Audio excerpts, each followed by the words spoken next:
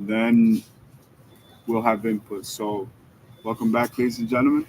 Official test start time 2 minutes, 5 pages, 5 paragraphs each, 5 words each sentence, 5 computer spaces in between, 5 revisions. You can use your hyper scientific, you can use any artificial intelligence, but you must share the work with the class and show the work. If not, I'm going to assume all you did was use technology, and of course, you guys will get zero credit for it. So, unbeknownst to you guys, I'm actually charging my Blue Origin, which is my input, right? As I'm charging that, I have my digital platform, which is portable and rechargeable, right? Here, this is the military edition, and I am multitasking because I have my business partner on Starlink. So you know what we're gonna do is first of all, we're gonna make sure we secure the network on both platforms. So let's just double check, make sure that the network is secured. Hold on. Give me one quick second, Bonnie. Thank you so much. You're doing an amazing job. Okay, so the network is good. Now we're gonna power it up because in the time frame that we're here, we'll be able to do both things. Okay, so let us continue. So we're kind of flowing, right? So I'm going over an example to create like like a simulation environment for the classroom, right? This way you guys can interact, and I'm kind of building the pathway for new ways to do that. So I'm going to continue the theory in the lecture where we just left off. Give me one quick second. We have 2, 3 seconds.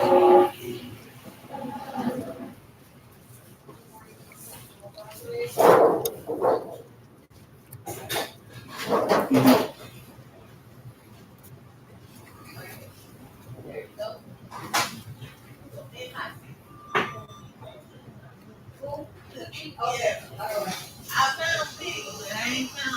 Okay, so to give you an example, I'm not only going to be explaining it to you because the students are already tuned in live, so they can connect through the military web all the way to all of our systems. So we're connected 24/7, right?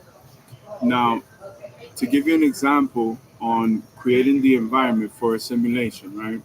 First of all, you need the facility, right? You need the place, the wherever you're going to be.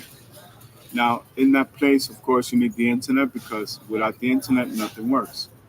So, if it's let's say a digital platform like a computer, it could be a desktop or it could be a laptop, right? Of course, it comes with its built-in systems, right? Built-in computer, camera, input, output, right? But that can be enhanced if you add, let's say, an action camera like a GoPro. Does that make sense? Quality of the video and the way that the video is processed and how it can be edited and where it can be stored is also remote, can also link up to the internet, but it's still working seamlessly with the desktop or the laptop, or some people use their smartphone. Are you following me?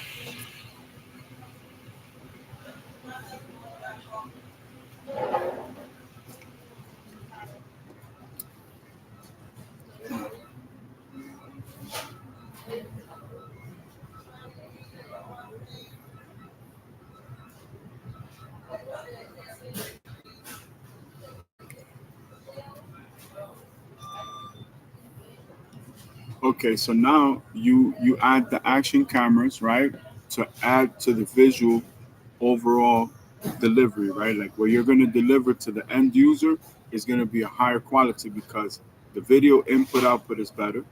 Now the audio output can be improved. How can it be improved? First of all, you have Pro Tools, you have all kind of different editing software and stuff like that for the end, like when you're doing post processing, right?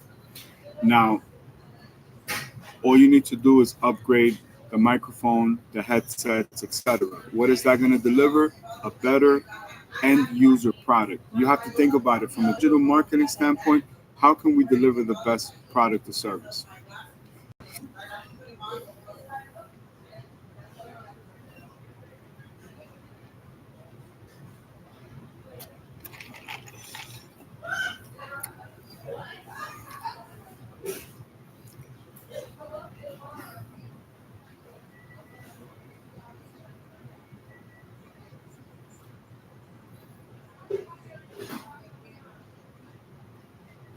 Exactly. So now you need an environment, right? First of all, now that you have the technical aspect kind of as a baseline, what do we need? We need lighting, we need graphics, we need effects. Can we improve that with a surround sound system? Yes or no?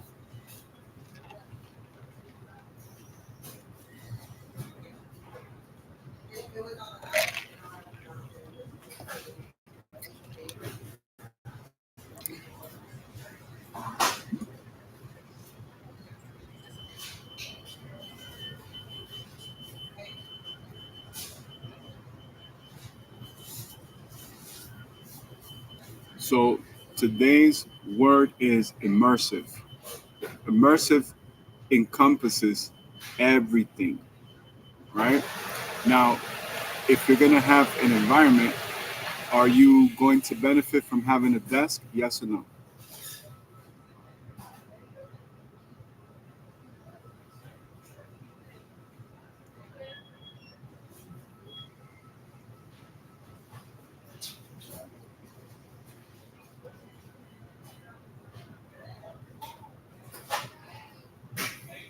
So a dedicated, organized workspace. So you need that.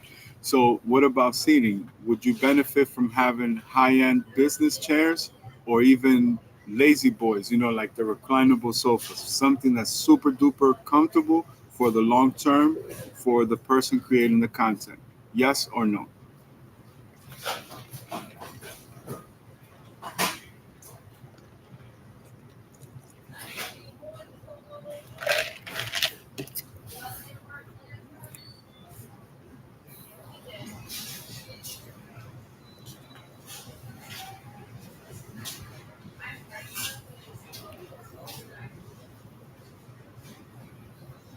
Okay, great. Now, every digital platform is going to have input output, meaning it's going to have a user interface. It has to have some type of display to show you input and output. Yes or no?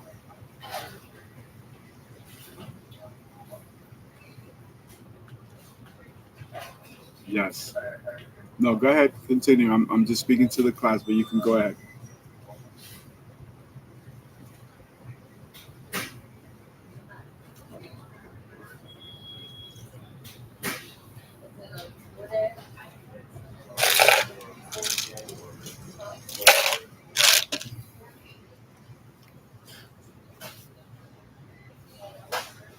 I like that word, inducive. So let's fill in that word right here for my editors, inducive. So this immersive experience, right? So now we have the ability to add, let's say, an additional portal or additional terminal from a computer standpoint, which also has its own internet, and it gives us access to like Google, Bing, Yahoo, all the search engines. Let's just categorize that as search engines. Now we need multiple monitors. We need a main monitor for the main content that we're creating directly, and also multiple monitors for the content that we're creating indirectly. So anytime we're creating content, right, it's not just the core content, it's the verticals and the horizontals that stem from that original content. So if we have a terminal that has all the search engines, if we have a question and we need to cross-reference it, how would we be able to do that? Will we use the search engines and display it also as part of the presentation in one terminal, or can we use more than one portals to be able to do that?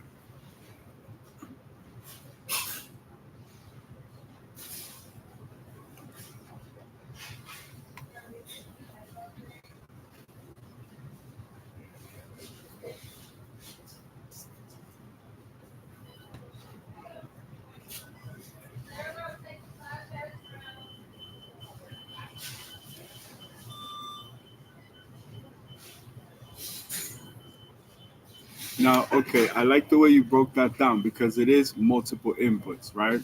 So it allows us to do so many things. So now we can make, let's say, the programming more interactive because if we have a question, now we can go to the search engine and have actual data points in real time. You know what's our unique competitive advantage? is being able to process data in real time. Most competitors are unable to do that.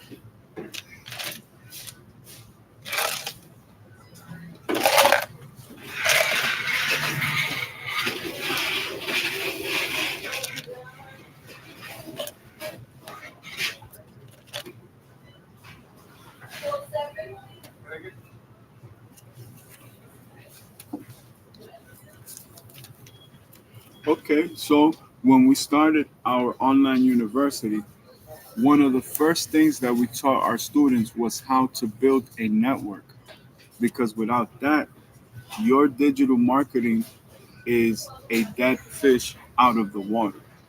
It's bad enough being a dead fish in the water, but it's a dead fish out of the water. So everything stems from that network. Every content creator, every business partner, every colleague, every peer, everyone has to be part of this system because this is what we're delivering to the consumer.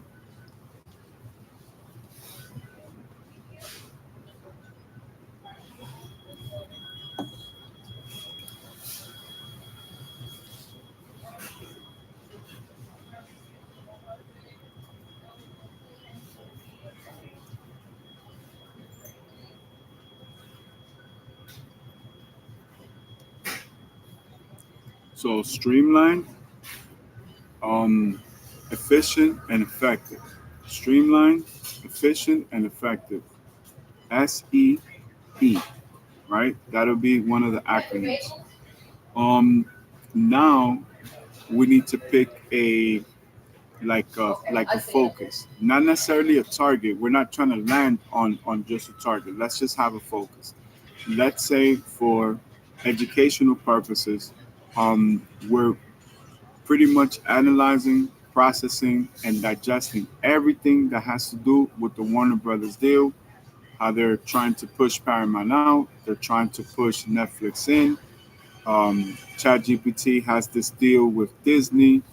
Oracle, had financing and funding, and then they backed out of the deal, the Paramount deal. You have the political connection with the Trump family, with I guess the son-in-law is one of the people behind the venture capital firm, but they're not saying the amount. And let's just say in the simulation, right, in the environment that we're creating, we're processing that data and we're bringing our unique flair to it. We're bringing our perspective.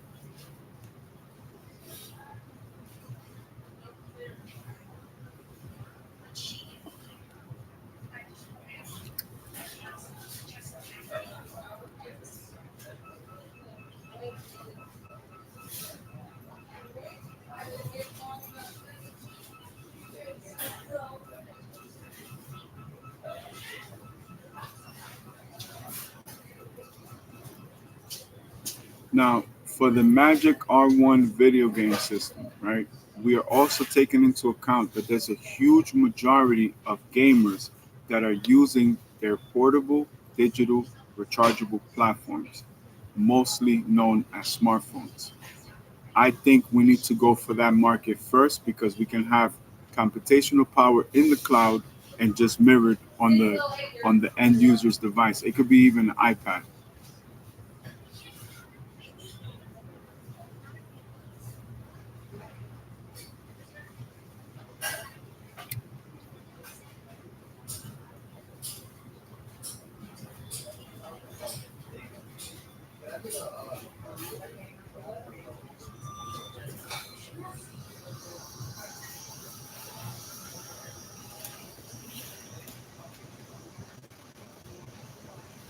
So now, when we mention graphics, we need multiple layers of graphics. You need graphics for the thumbnail. You need graphics for the titles. You need graphics for the description. Um, you can be creative. Maybe we could use barcodes as part of the graphics, just to give you an example, right? But also, if we're having a discussion, again, right now we're just building an environment for the simulator, right? We want to be able to showcase not only all of those data points, but how we capture those data points. Again, in two separate monitors, but still we want to deliver that to the end user.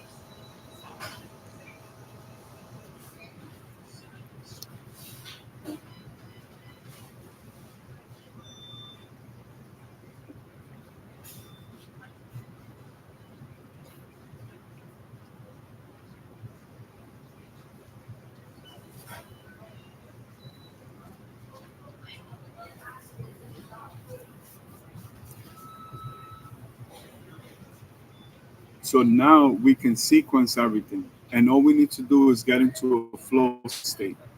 So we can have snacks close by, hydration.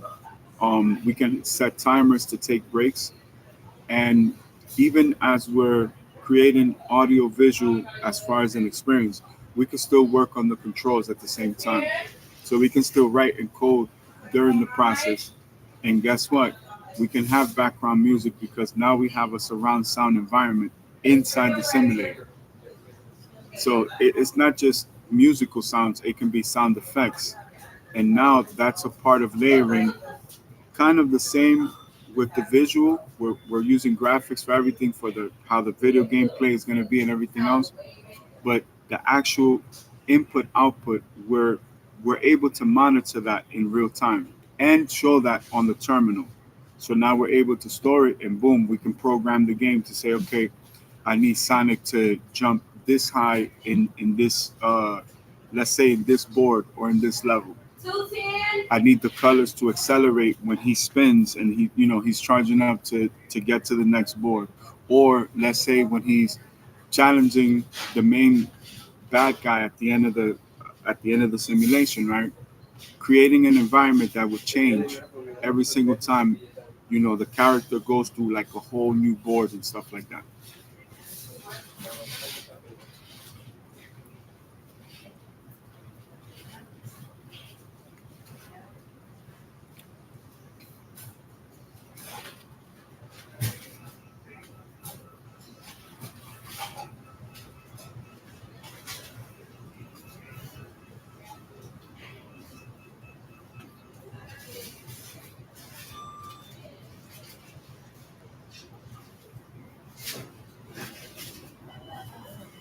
Exactly. So now we're documenting all of these. At the end of the day, the computer's going to process it as a data point. That's all it is, right?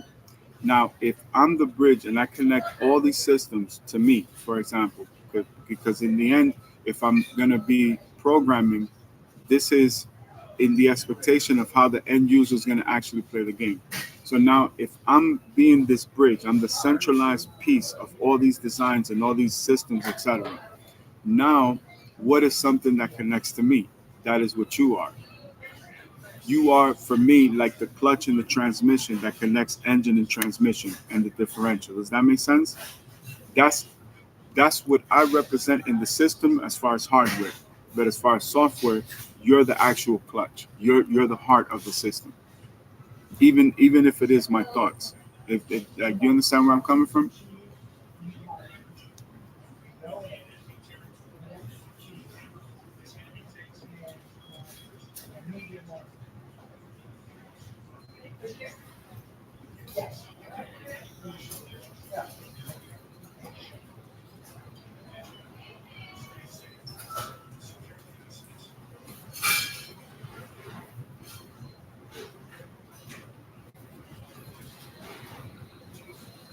So the reason why we can program differently is because we can capture input output in a very unique way. It's our own way of doing it. So this is how the system works. It's designed to work that way because we're designing it from the user interface standpoint. We're not building the game and then expecting, the actual players of the game to adjust to the game.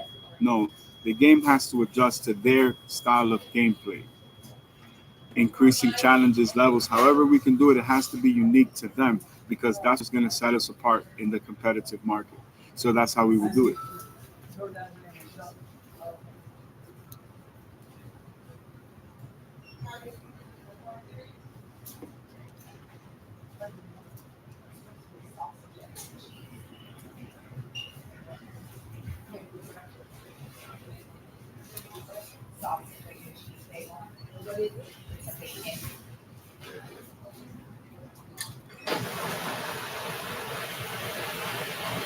Now, with time, things can only get better. So the environment can be decorated in a much nicer way, maybe using more monitors and putting better graphics.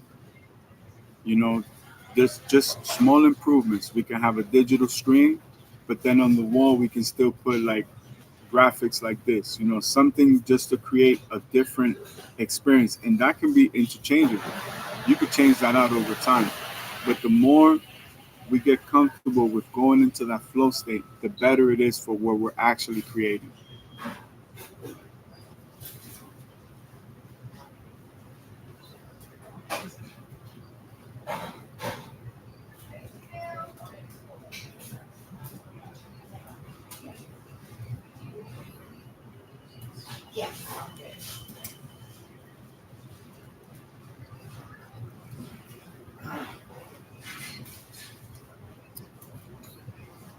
Guest number 214.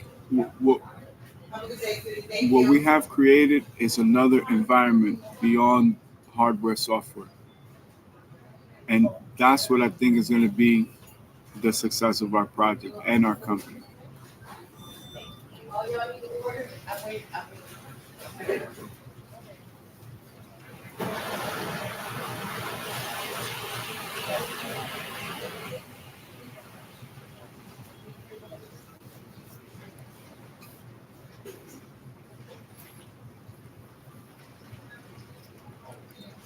Now let's add more layers. We can decorate the environment and we can introduce all of the fashion products as product placement, because why not? It's going to match all the visual, all the designs, all in one format that's easily digestible, where people could take a master class or they can take a segment of a master class and just learn whatever module they need the most help with, or whatever module they need the most help to work on.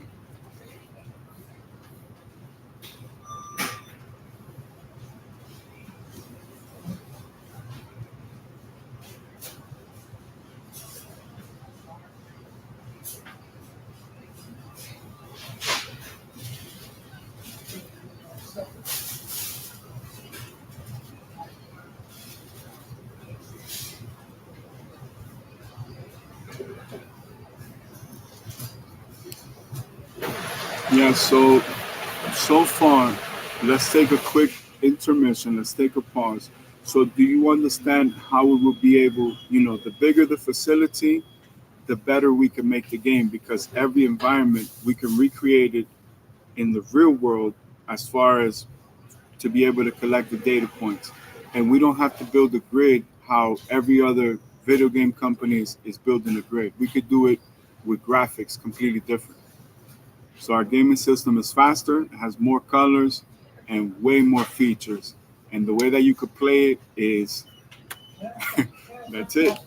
It's magic. That's the name of the system. The Magic R1 system is going to change the game. And remember, we don't have to sell a bazillion units to be profitable, because everything is in house.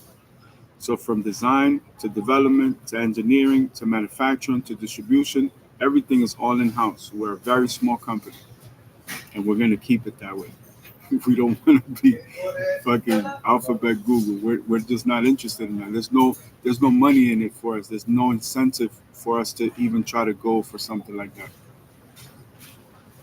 So I guess Sonic, that's all I need.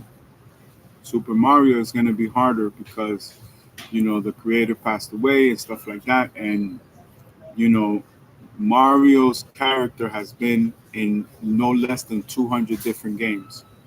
So everything you could really explore with Mario has kind of been done already. With Sonic, Sonic still has the potential, and Sonic is way faster than Mario.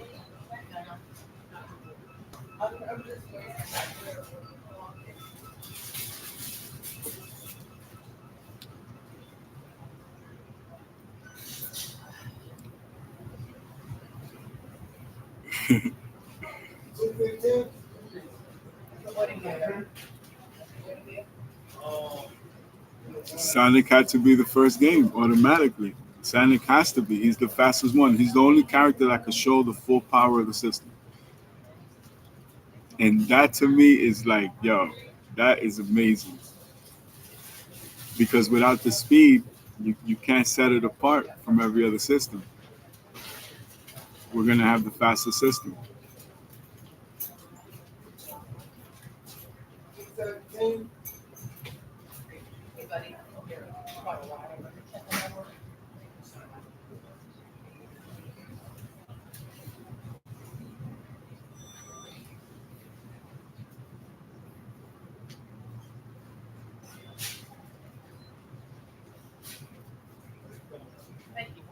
So every other element of the original game is what we use as the template and the foundation to build the other games around. So whatever bad guy characters, like in the boss scenes where you have to challenge the computer and stuff like that, that template and that architecture is what we will use for every other character in the same scenarios. Then we'll make challenges throughout the boards that will be just as challenging as having to fight the biggest challenger at the end of the game. But it'll just be many games inside the main environment.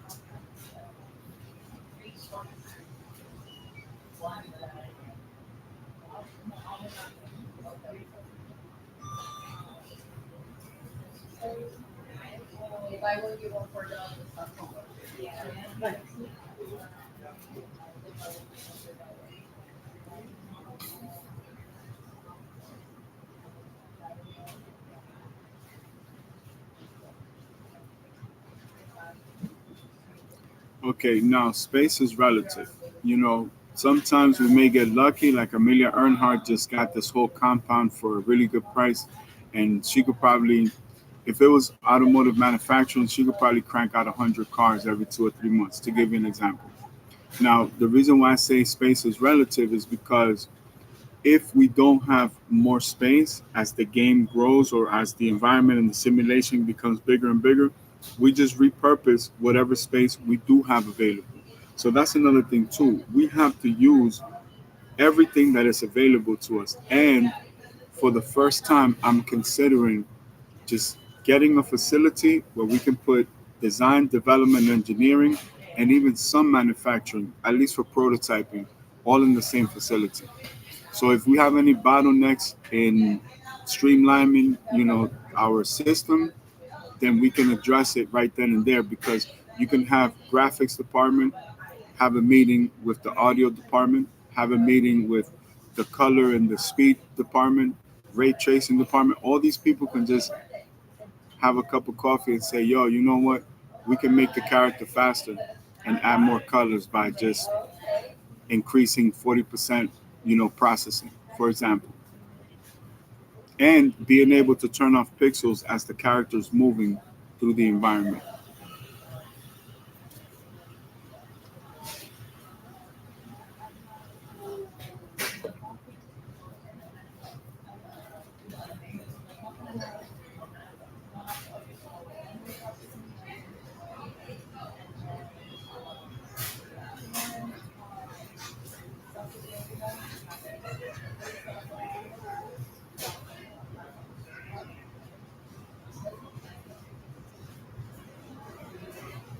Now, the bigger the monitors are, the bigger the terminals are, the higher the quality. Let's say they are 8K, for example, the better we're going to be able to capture those images and turn that into an aspect of the game. So what's going to make us different is that we're going to kind of roll in different data points into the gameplay. So do you remember in the 80s there used to be these like goggle kind of things that you put like this film, it was in a disc and it will show you an image, right? And you would kind of press down on it and it would slide to the next image. Could you tell me what was the name of that product?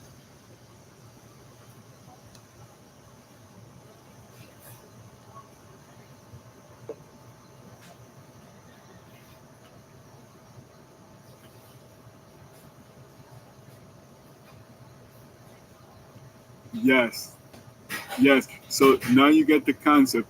We are the new version of that, but the version that you can play interactively.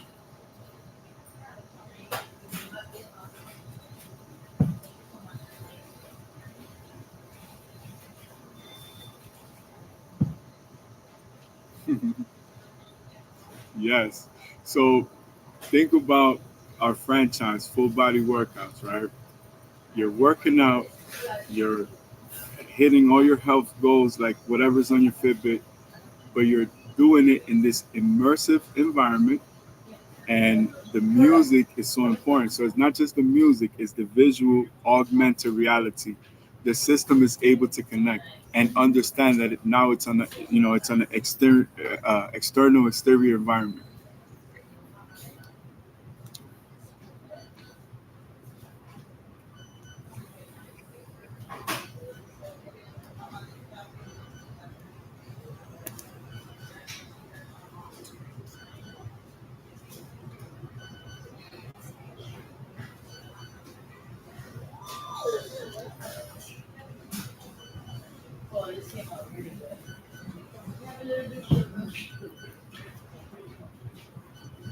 Okay, so now again, let's take another intermission. Let's take a quick recess moment and let's go over all of these concepts. Picking the environment where we're going to build the digital environment out of the physical realm, the physical world, analog and digital. Then putting everything in that environment so that all of the programmers can be in a flow state. So snacks, chocolate, candy, drinks, vending machines, video game systems, whatever keeps people comfortable, and then having all the technology to capture each moment. So for like one of the games, right, you're gonna be hearing my catalog and you're gonna be competing with me. You're gonna be competing with my dance moves. This is how we're gonna capture those data points. Because in that environment, as soon as I start dancing or I start performing any one of my songs, all those data points are being recorded. So now the end user has to challenge that because we'll set parameters of their ability to give input and output, and if they don't do it in a certain, let's say, time frame or in a certain fashion, then the scoreboard, whenever they get points, it will be less points, or it could be a bonus, it could be more points.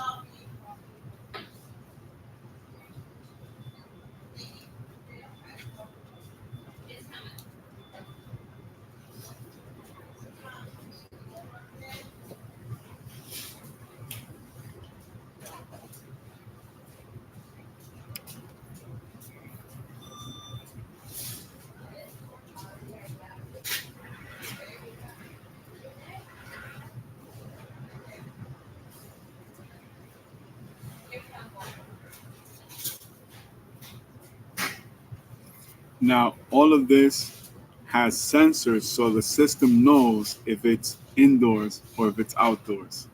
And those data point collectors, when the end user purchases the system, they can install these data point collectors in their environment. So they're able to take the video gaming experience on the go as part of their workout. What's your name, King? Baby. Okay, okay. Oh, okay, yeah, yeah. Her grandbaby. Yes. All right, thank you.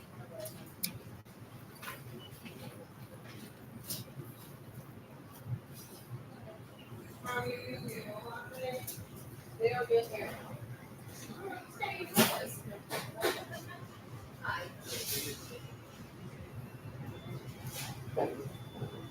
Now think about product placement. If we own the company, we own the franchise, this is our project, it's part of our portfolio. What do we want to promote and market first? Our power users, our clients, our customers first, our system. Yeah, we're going to be promoting our company stuff, but that's not going to be at every interval. We can add all other companies that are involved with the project in these intermissions where anytime there's a break, boom, we can insert a product, a service, industry, a trade. But the most important thing is the visual side of it because even the fashion is going to reflect the designs of the game or the inspirations of the game. Because let me give you an example. In the video game Mortal Kombat, it wasn't just the fighting that was amazing. All that stuff was great.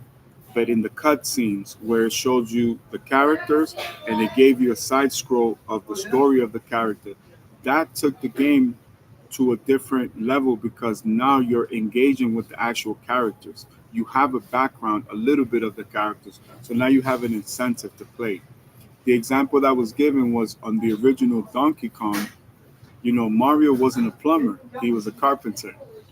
And he was just trying to rescue his girlfriend. That's all he was trying to do. So the player had an incentive to want to beat the quest of the game. It's like the Legend of Zelda. Like you're going on this adventure, Final Fantasy. You're going on this adventure.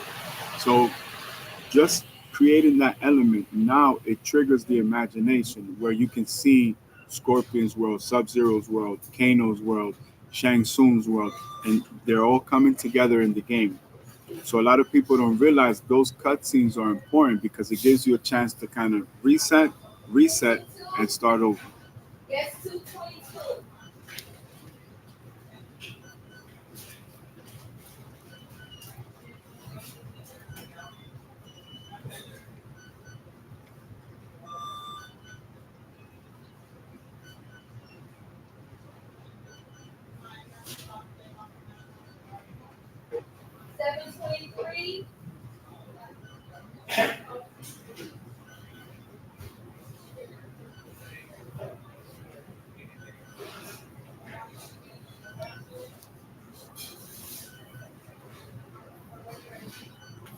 Now, the more time passes, the more creative we can become. For example, in the environment, I want you to visualize kind of like Sports Center, but CNBC, Squawk Box, or something along those lines, right?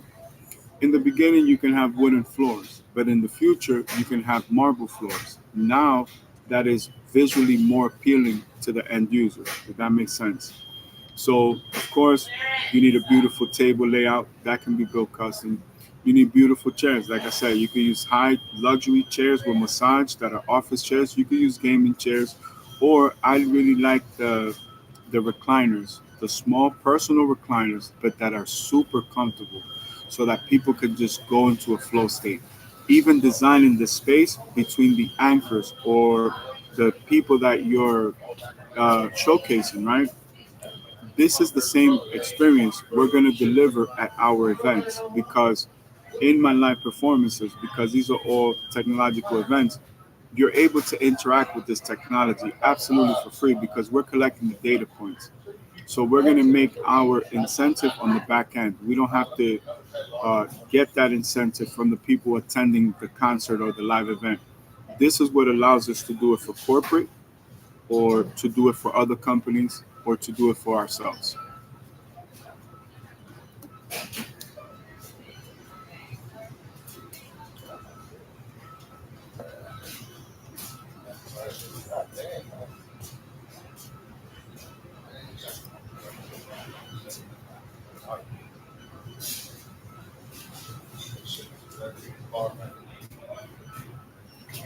Mhm. Now, same thing. If we're doing a live performance, we can just move the desk out of the way, put the chairs on the outside, and even have a live crowd. We can add even more seating in the front of the stage, behind the stage, and on the sides of the stage. And it's the same environment, it's the same simulation, same everything. We're just repurposing things because remember, we don't have trillions and trillions of dollars to develop. We have to deliver this video game system in 6 to 8 months, because within 8 months we're gonna know what's gonna happen with this Warner Brother deal, and then we're off to the races. And remember, Warner Brothers has Harry Potter and Batman. Of course, I want dibs on Batman. I don't care about Harry Potter as much, but being able to create a Batman game in the Magic R1 system, that's going to be major because we'll be ready for market by this time next year. Meaning December, let's say October, November, December, the game could be on the shelf. And really, we're hoping for a Christmas release. Now, Sonic is equally as as powerful as a character, but a Batman series, you know how much I love comic books. So if I did a Batman series, it's gonna be crazy, way better than Arkham Asylum, and that's my favorite because the graphics are crazy. That game is very well put together.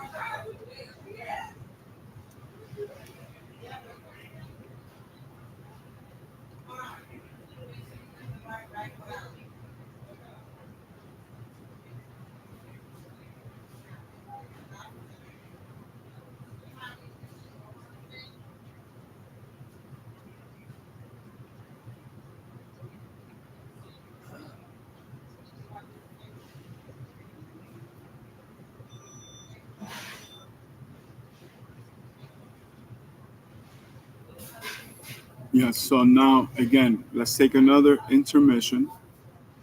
What do you think? Do you kind of see how just creating like a professional environment would deliver a higher quality product or service? And it doesn't matter if we're just talking about investments. We could be talking about technology, retirement, medicine, law, science, technology. It doesn't matter what we deliver. At that point, it's just going into a flow state. But what do you think about how everything is being packaged, how the data points are being collected, and how they're being processed and distributed? Because every person that comes to one of these events, we're going to put them in the middle of that environment. So if their expertise is cooking, that's what we're going to create the content around in the same environment. Because it's portable, we can bring this to the performances. These are all form factors that are a unique competitive advantage for us. And Although in the very beginning it's just my music, eventually we should be able to help other artists do the exact same.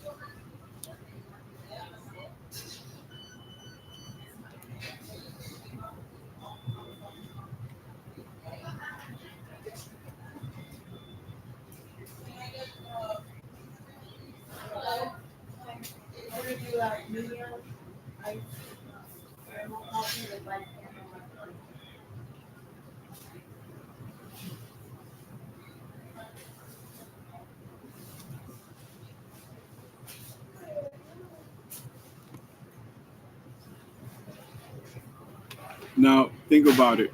In the actual events, you have multiple things going on. You have networking, you have the adventure drives, you have exclusive food items and products, you have exclusive cannabis infused products, you have the alcohol infused products, we have the red carpet. We're doing all the digital marketing. All the content goes through our network. We process it and put it out. Their content flows through our network because we built their network. So they're just an extension to our network. And now, as we travel, we can kind of funnel the systems because we're going to pick up sponsorships and endorsements from local businesses. We're going to penetrate the community of the churches, charities, education, and military. But military is really our stronghold because the military community perfectly understands that all this technology used to be military design and became medical design, and now it is civilian design, which can be medical, but it's for entertainment purposes only. Like, we're not interested in designing, you know, a better cure, even though that would be a great investment maybe in the future. But for this interval, that's kind of where we are. So this flow state environment, which we still, we're working with different concepts and names for it. This is what we're going to bring to every business, every facility, every performance. It's the NFT event, only way to get in. It's completely interactive. It's invite only. It's direct to consumer. It's digital payment, digital processing. Everything is Bitcoin. Like minded individuals, people that get it and fully understand where we are coming from.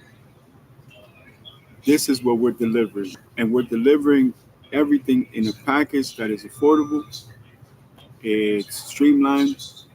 Every system supports every other system. So every entrepreneur, every student, every alumni and student body is going to help. Graduating students are going to help the freshman students. And then they're going to provide mentorship programs because as one generation graduates and they help the new generation, now when these companies mature, the internships are internal. We're not just cultivating the talent to give the talent away. We're cultivating the talent to keep them in our company. We want to grow and scale our company so we can pay these people the $2 or $3 million that Meta is offering them.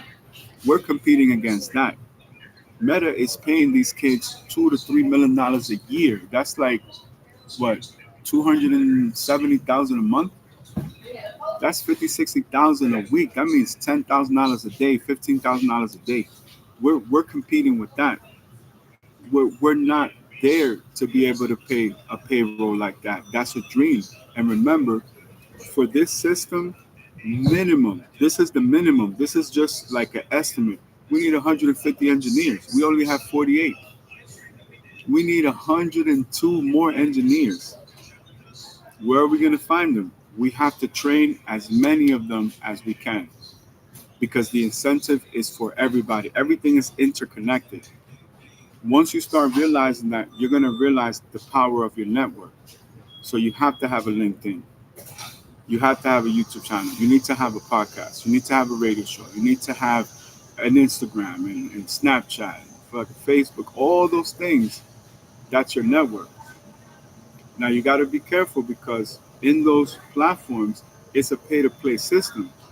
If you start using the systems that they provide to you way too advanced and they've realized that you're a power user, they're going to try to block your account. They're going to limit how many posts you can put. They're going to limit the input that you're able to put into the system because they know that they don't want you on this side. They want you on the engineering side where you have to pay. Because I've worked on the inner systems, right? I'm not familiar with the product that the consumer sees. I still see the programming like if I'm still in college, but this is 20, 30 years ago. So, how do we build that bridge? By building our own network. And anytime we're limited in one platform, we can just distribute the content to other platforms that are more free thinking, that are not going to limit the fact that you're not just creating content, you're actually promoting your business, your product, your service. Because at the end of the day, you're trying to scale and expand in an all new environment where everything is digital. So everything that we do every day is common consensus to us because we're power users. But for the end user, this is all new. They're like, oh my goodness, can I really make this work? Yeah, you can make millions of dollars doing this. Your choice.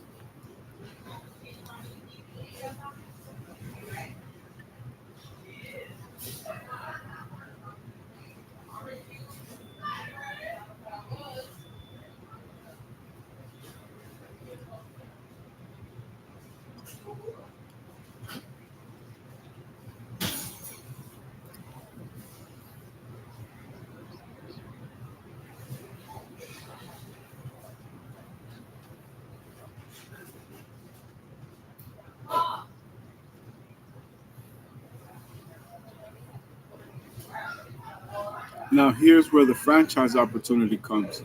If we can train everybody in the system to become a superpower user, they can create their own systems, and then they'll spawn their own power users.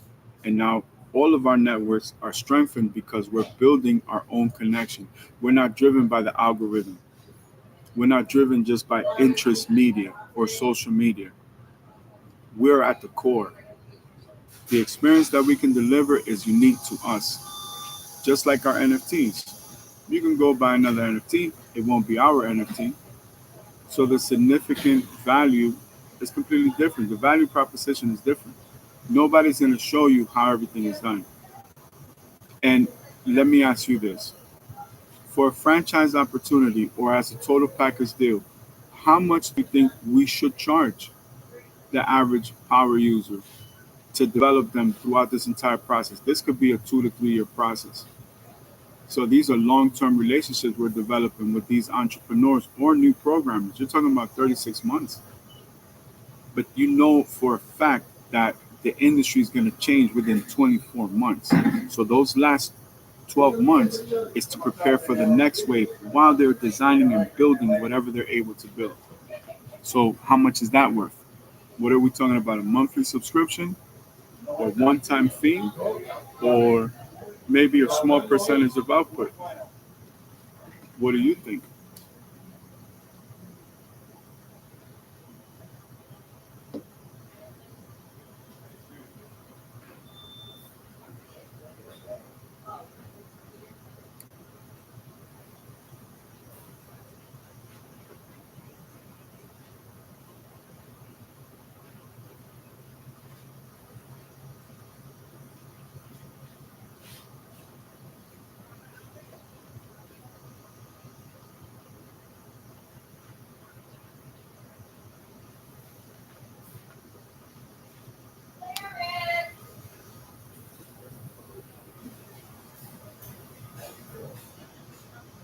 Now take this into account. Consultants are 100,000 plus. Some could be 50,000. Some could be 75,000.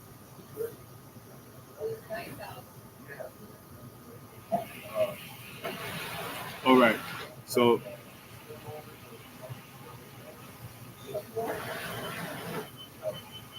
all right. This will be continuation for today. This will be part two.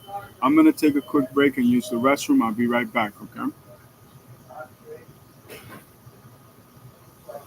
Okay. We'll be right back. I'm gonna go change the oil. It's been over 3,000 miles, full synthetic. Give me 1 second. I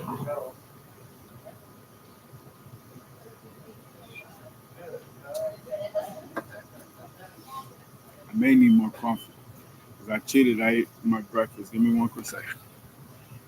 Ay, coño.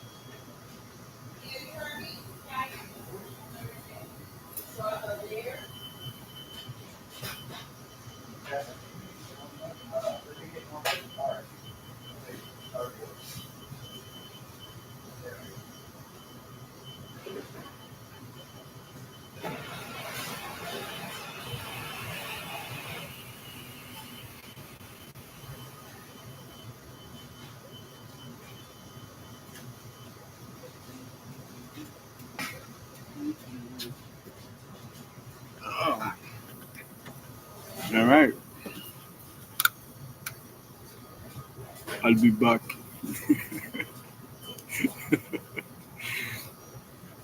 No, that's it. I'm back. I'm literally back right now. That's it.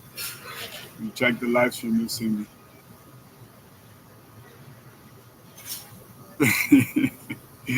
All right. So, again, I want you to visualize the simulation environment, which I like. I like Cerebro because it's from the X-Men franchise. Um, I'm trying to think. It's kind of that, but it's more user interface based cloud computing where hardware software is external, but it still gives you an analog experience in a handheld or maybe a desktop device.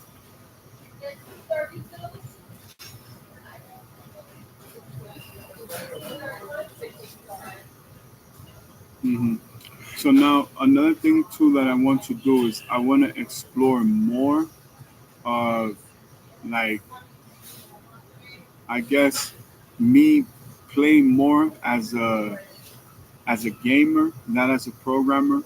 I do want to study what is available in the market because I see that a lot of titles kind of create their own lane, and I have an idea of like four or five basic designs that I think we can use as a template to build other systems.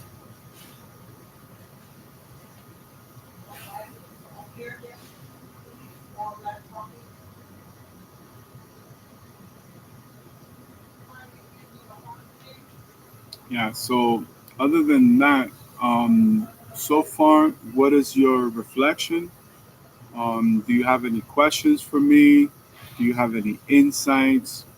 What do you think where we are thus far? Like, again, there's still a lot of equipment that we need to purchase, but even in engineering, this is how we're going to be doing it. Because, for example, for automotive engineering, we're just bringing all of these systems in the vehicle. So basically, it's like radarplex, but it's not military application and it's not medical application. It's more entertainment, civilian, end user application. It's this. It's like it's the same thing, but it's in a different way. I don't know if you're understanding what I'm saying.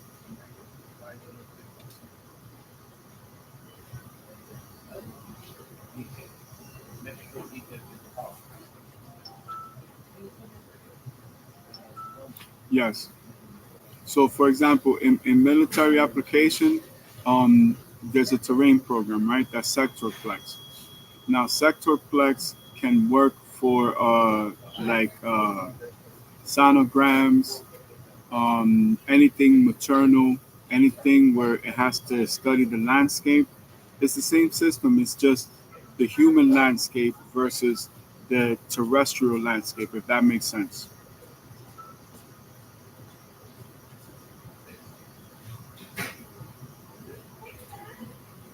hmm So, for example, Radarplex is part of the augmented reality because these sensors have their way to know if you're in the external environment. Let's say you're working out and you're climbing a tree, for example.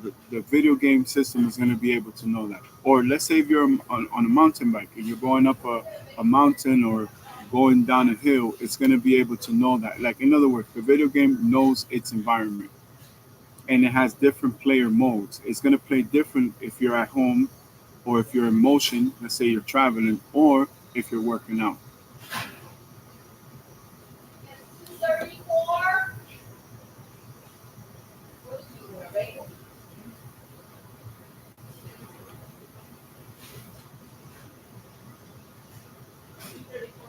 So now the system connects to your Fitbit, so now it can repurpose and re-add the medical side to it because it monitors, your stress levels and things like that, and calorie consumption, step count, heart rate, all those things that if I say Fitbit, all those things are inside that system. Well, game as well.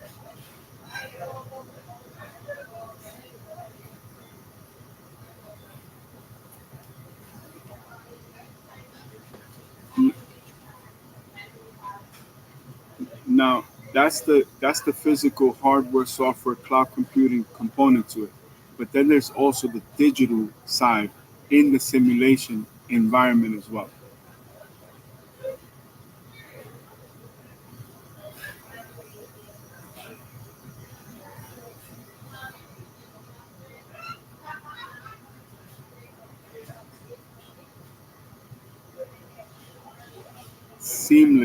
Seamless is the immersive, seamless experience.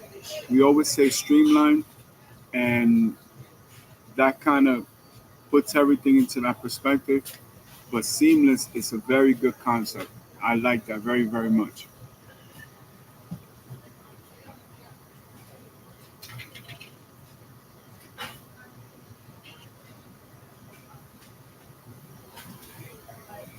Exactly. So, again, these are basic examples, but it serves as the foundation to everything that we're doing.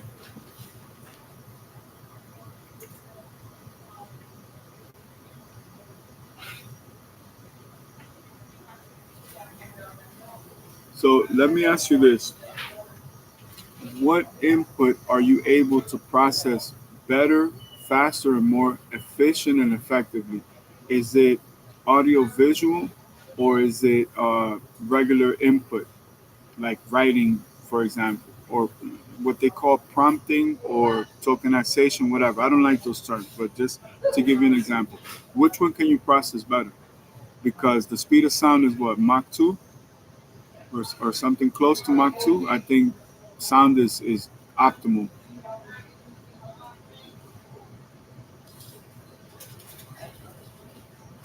hmm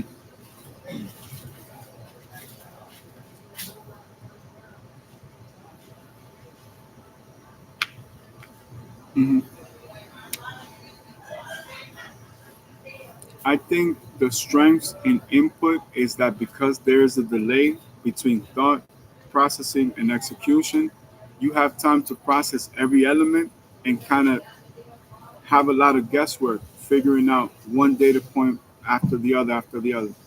Where when it's acoustic, it's just direct. There's no delay. It's like as fast as it can be processed, it can be experienced. That's the core fundamental value of how the video game system works. Again, this is why it's called the Magic R1 system. It's magic. Everything just works.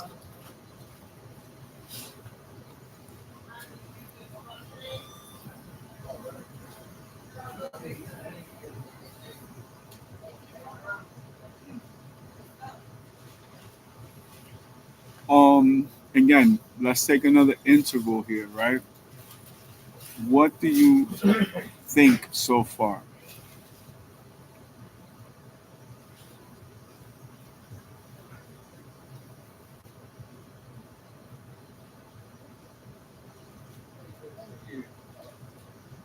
And remember, the system has to be affordable.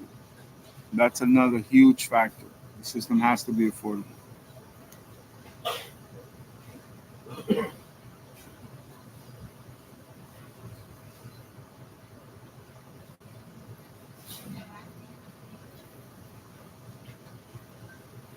Yeah, if we're anywhere near the price of competitors, we are in serious trouble. We have to be like closer to a third of the price. So the question is, what can we deliver for that price point? And how would we market that?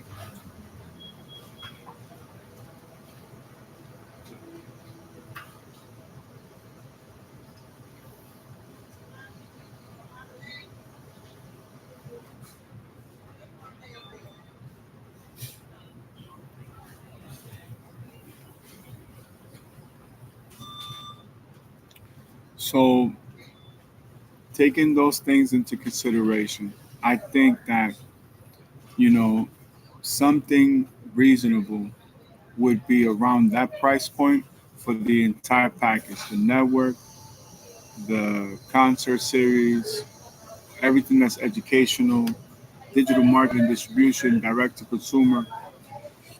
I think we should be able to be around, I want to say, $300 to $400 range, and that can be per year, give and take. So we could round it up to, let's say, $500 to $600. We divide that into 12 payments. What would that be? What would be the breakdown before taxes?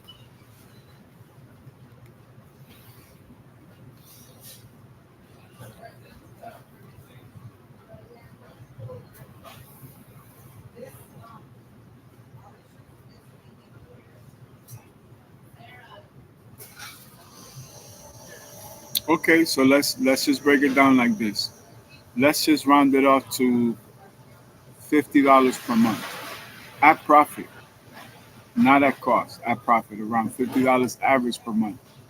So let's say every event we have two to 300 attendees, um, at a 10% conversion rate. What are we looking at? 30 subscriptions, three times a day. That's about 90, about 700 a week, about 2 to 3 thousand a month. That puts us at what? About 40,000 power users. Can you run the numbers on just, let's say, $40?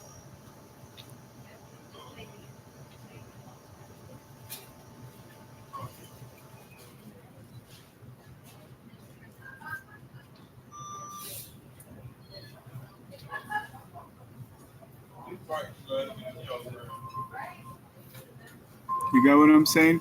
We don't need to do anything above that because for that right there, we can deliver something out of this world. And you know what I noticed too? It's kind of like what we were speaking about earlier. Is having a companion. It's like we're really your business partners long term, and it's not about the money. Of course, we're gonna cover like overheads and the price of like hiring more professionals. But overall, this is something that I just don't see in the market because we're here for the long term. Like that right there is the best, incentive right there. Like we're gonna be part of the investment for the long term. Where are we at? Oh,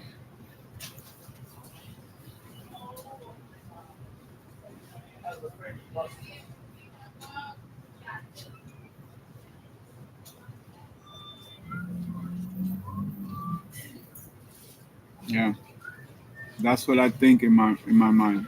You know. Other than that, I really have a political standpoint on the fact that so many consultants, through upselling you and everything else, you're gonna spend about $250,000 if you go full blown all out, right?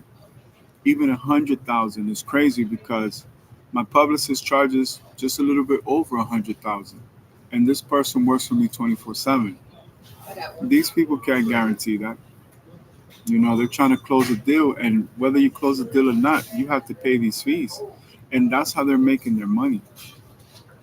What makes them more advanced than our systems? If they can create a system, we can create a system too.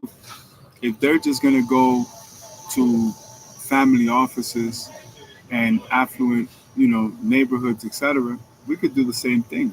What would be the difference? We would probably do it better and more ethically. So we have every incentive to pursue that. Why? Because we deal with the people from the church. We deal with God's people. We're not just entertaining things from just any investor. Like we're a very exclusive club, is what I'm saying.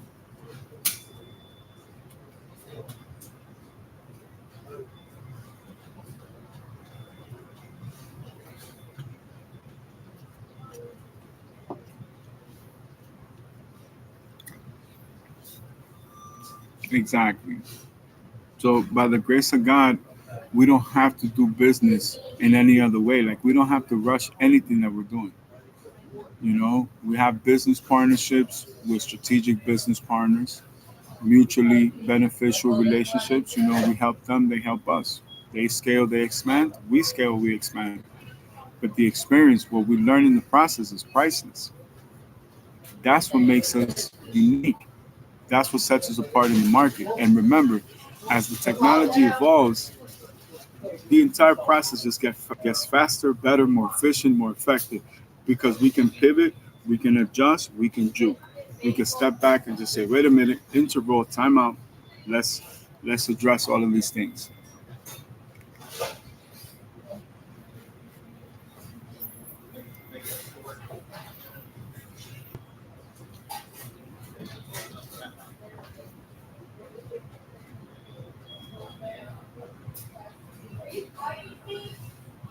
Okay, now let's take a step back. Let's approach this from a psychological standpoint. How do we convey this to all of the engineers that are part of the project, the investment, the portfolio, in a way that it doesn't bypass their feelings, their emotions, their thoughts, their perspective? It doesn't take for granted their vote, their perspective, their opinions, their point of view.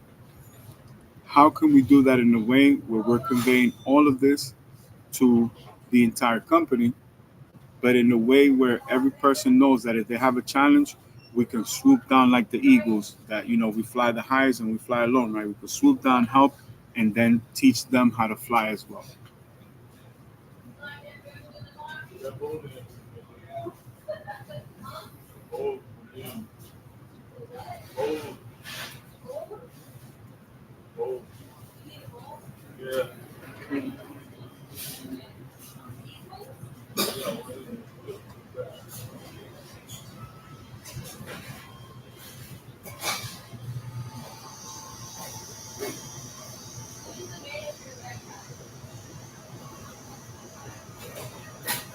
So I think a strong point is between $40 and $60.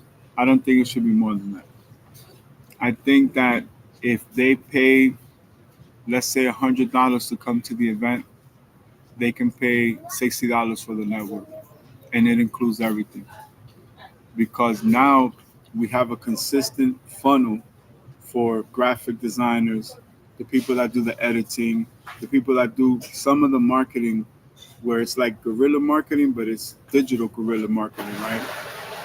We'll be able to incentivize all these other power users to help us with everything that we're doing.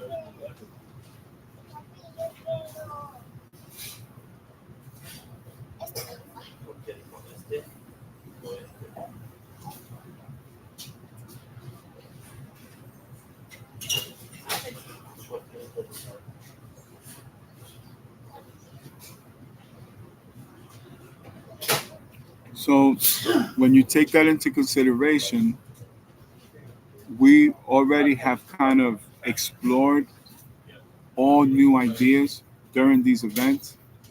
Again, this is what sets us apart, that we're even willing to consider like how can we deliver a better experience, because it's the same with everything else.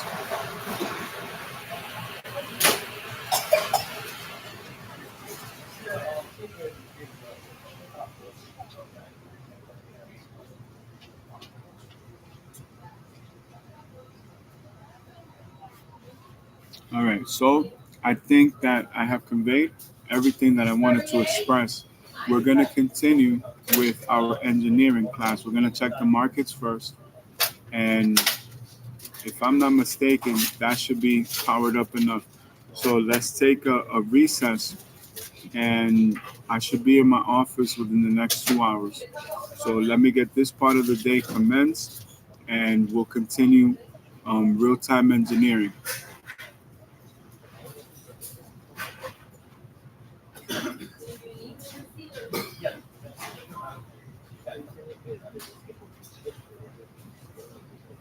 Okay, so we did chapters 1 through 4. We're going to pick up in chapters 5 through 7, and then for chapter 8, we'll do the finals on that.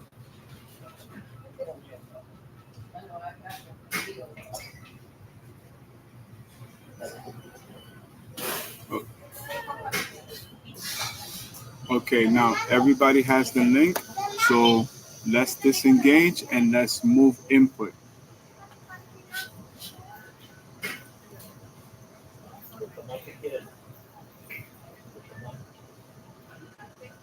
Okay, thank you. God bless. Okay, talk to you in a little bit. Now, let's change input very quickly. We're going to use this as a foundation, and we're going to continue. I want to thank you guys for joining us. Let's power everything up. Blue Origin on. Radar Plex systems inside, baby. Okay. So, we have more stable connection. Give it one quick second. Um, it's looking for the signal right now. Let's see. A Radar Plex 3. Oh, look. Yes, excellent. Never mind. Okay, so we're 100% with that. That was 42% usage right there. So 42%, 11550, and then we can adjust from there. All right. So let me see the other systems, 99 and 41% power output usage. So let's see how much we can gain at the same time. So all systems are working optimal performance. Now, let me double check something. Actually, no. Let me not even have the temptation. Can't do it. Let's go very quickly to, let's go Bloomberg. Let's go Bloomberg videos. Um, let's go Asia trade. So if I turned on beta tomorrow, in one quick second, we'll pull up the market. and we'll do some reflection. So please open up your Baha apps.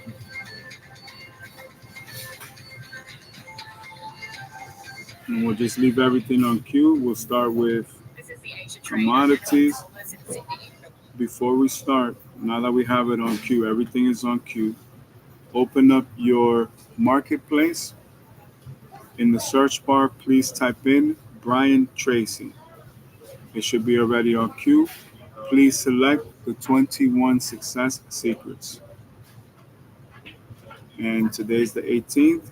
So let's see if we can follow along. Give me one quick second. Okay. 1, 2, 3, 4, 5, 6, 7, 8, 9, 10, 11, 12, 13, 14, 15, 16, 17, 18. 18.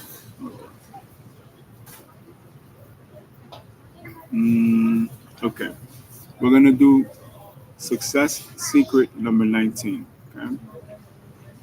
Now I'll explain to you guys why in a quick second.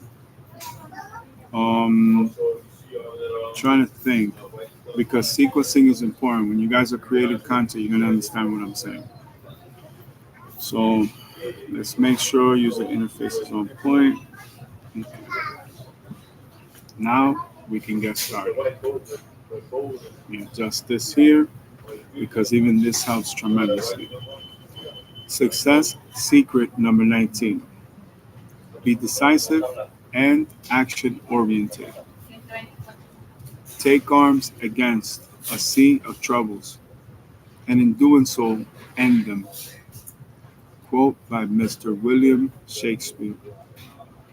One of the qualities of self made trillionaires is that they think carefully and then make decisions quickly. They discipline themselves to take action and to carry out the decisions they have made. They move fast and they get quick feedback from their actions. If they find they have made a mistake, they quickly self correct and try something else. The key to triumph is for you to try. Successful people are decisive and they try far more things than other people do, according to the law of probabilities. If you try far more different ways to be successful, the odds are that you will eventually find the right way for you at the right time. Unsuccessful people are indecisive. They know that they should do or stop doing certain things. As a result, they do not have the character or the willpower to make firm decisions. As a result, they drift through life never happy, fulfilled, or successful. They never become wealthy or achieve financial independence. They settle for far less than is possible for them.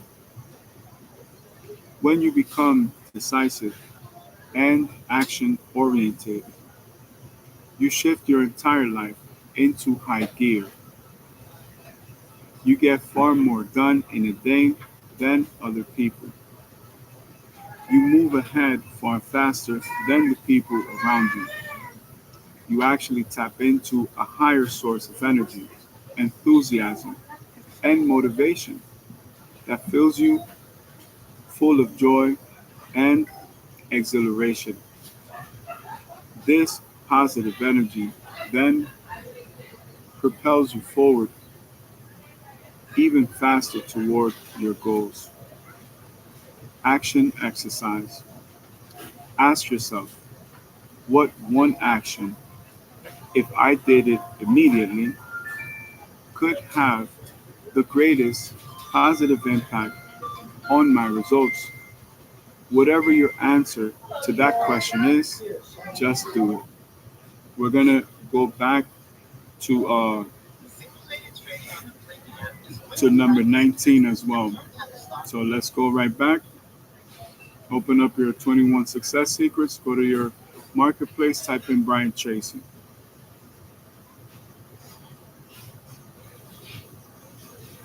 This one is one of my favorites, and of course, we get to do it all the time, right?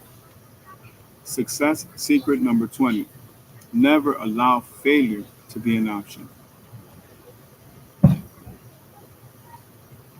There is nothing to fear but fear itself. Quote by Mr. Franklin D. Roosevelt. The fear of failure is the greatest single obstacle to success in adult life. Note that it is not failure itself. Failure makes you stronger and more resilient and more determined. It is the fear of failure or the anticipation of failure that can paralyze your thoughts and your activities and hold you back from even trying to do the things that you need to do to be a big success. A young journalist once asked Thomas J. Watson Sr., the founder of IBM, how he could be more successful faster. Watson replied with these wonderful words: if you want to be successful faster, you must double your rate of failure. Success lies on the far side of failure. And we repeat, success lies on the far side of failure. Dare to go forward. Self made trillionaires are not gamblers, but they are always willing to take calculated risks in the direction of their goals to achieve greater rewards. In fact, your attitude toward risk taking is probably the most important indicator of your readiness to become wealthy. Whenever you are faced with a risky situation, ask yourself this question: what is the worst possible thing that could happen if I go ahead? Then, as J. Paul Getty, the self made oil trillionaire, said, you should make sure that whatever it is, it doesn't happen. The fact is that everyone is afraid of failure. Everyone is afraid of loss and poverty. Everyone is afraid of making a mistake and being set back. But self made millionaires are those who consciously and deliberately face this fear and take action anyway. Ralph Waldo Emerson wrote,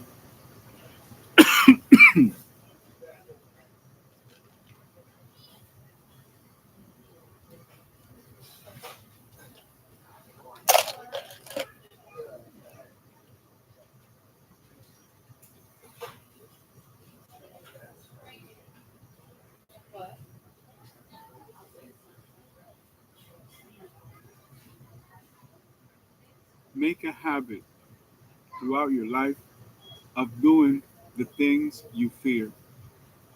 If you do the thing you fear,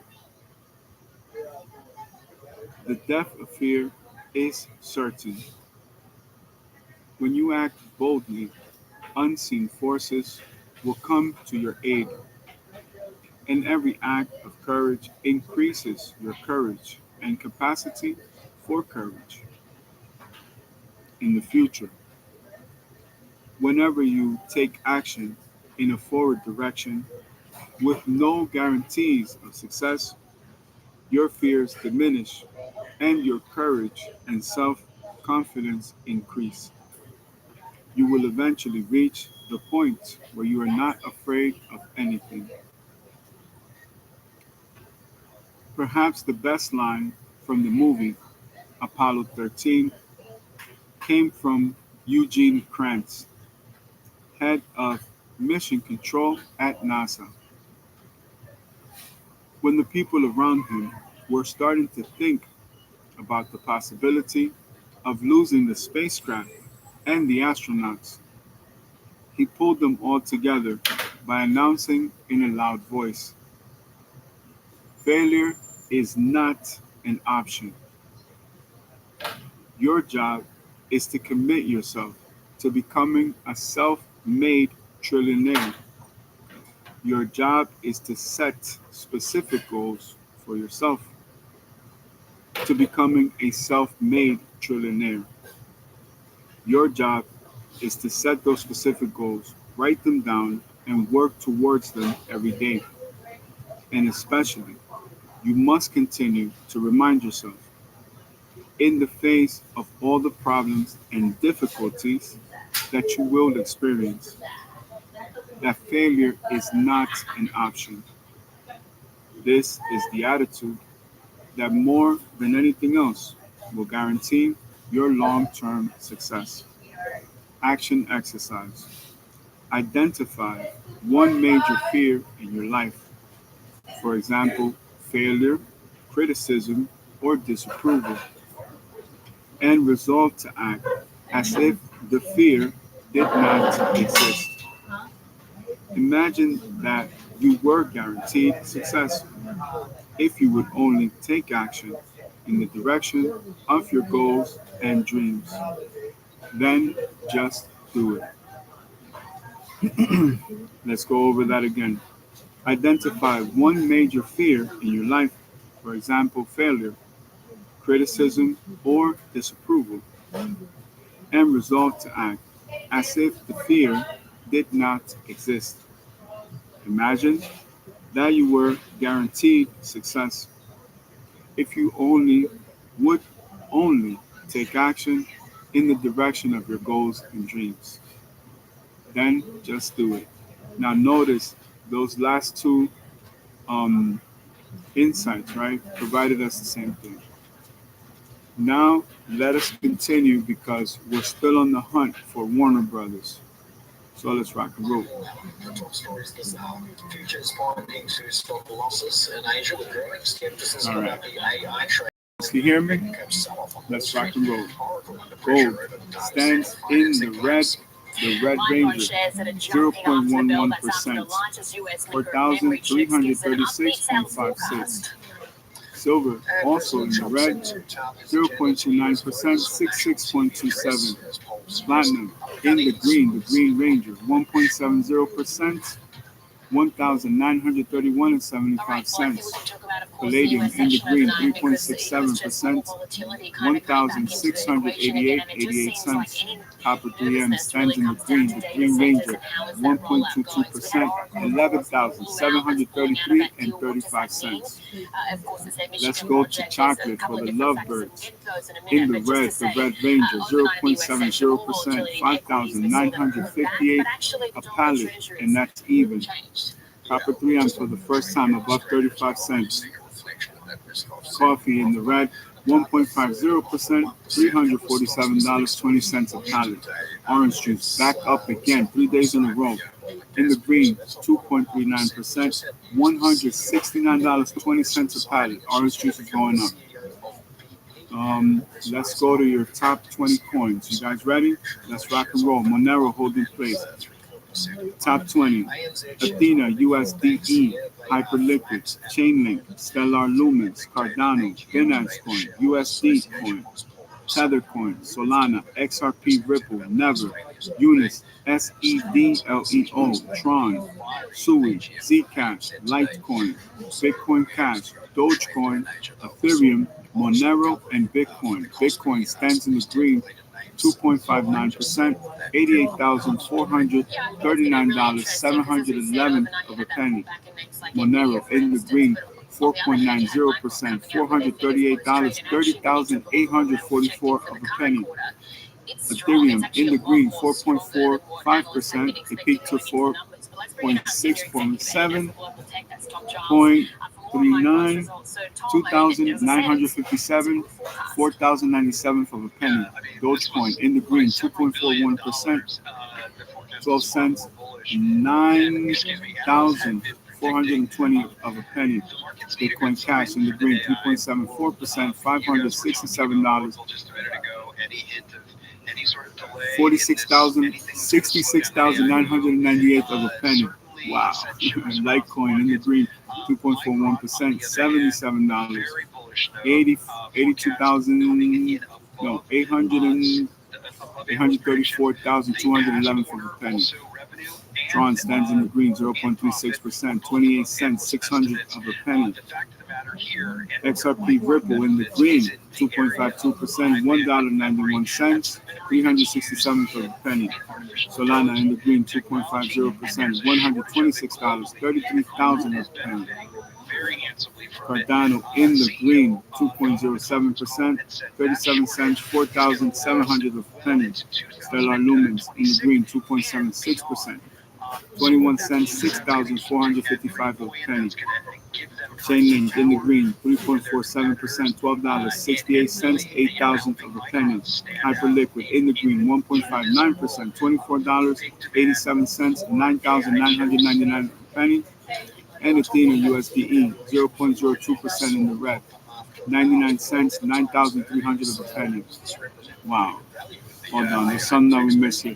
Unis SEDLEO in the red, 11.11%, $6.50, 5,000 of a penny. Sui Coin, Zcash. Wow. So out of the top 20 coins, we only have Unis SEDLEO.